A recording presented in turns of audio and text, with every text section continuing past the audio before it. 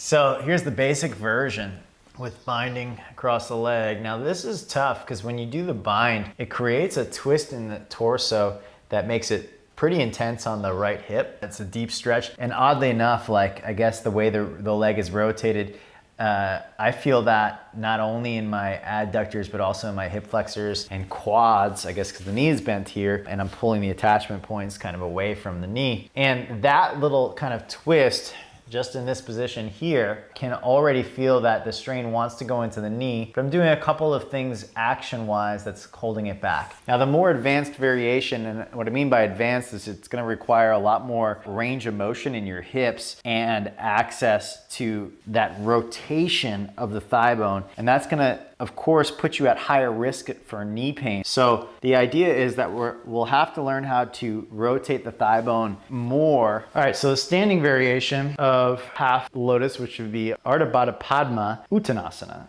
The idea here is to bring the leg up without sickling the ankle here. You see how I make the ankle one long line, and then you can use your hand to help externally rotate the thigh right at the knee joint. And you don't want to be yanking on the foot where you feel it at the knee, either on the outside or the inside. You want to be able to spin the thigh bone outward. And now what I find is bringing it out to the side more is helpful for more tighter hipped people like I was. You bring your hip out to the side more, and then once your heel is towards your belly button, if it gets there, then you can bring it slowly back down. Now when you bring it slowly back down, that's where a lot of people can feel some knee pressure. So you might just stay up here, holding the leg upright like this, with your foot very active and your knee out to the right, okay? Stage one. Stage two is to slowly work the external rotation, and you can help manipulate the skin here. But keep your groins back is my suggestion. This is stage two. You could wrap your right arm and grab your forearm like so.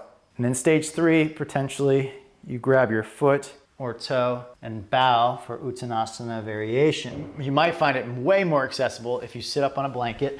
Okay, but then make sure you have your blocks nearby. And you do, step one is having the foot here and doing like a little baby cradle where you rock it out to the side. The further out to the side you go, the more accessible it is. Okay, so stage one here, or actually stage one is here where we were. Stage two here, and just hold, and maybe you hold your knee as well. Stage three is to spiral the thigh bone outward as you bring it around. Now most people, the knee is gonna be hovering like mine, especially if you're up on something, okay? And sometimes when you bow forward, that feels much better. Other times it puts pressure on the knee. So you can always put a block somewhere underneath your thigh or knee that feels accessible to you and bow forward.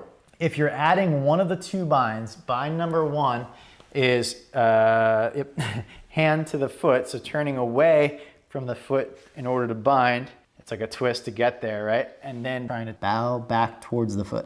Bind two, more challenging, is to grab the thigh and do a twisted variation. Some of you will go the extra mile here.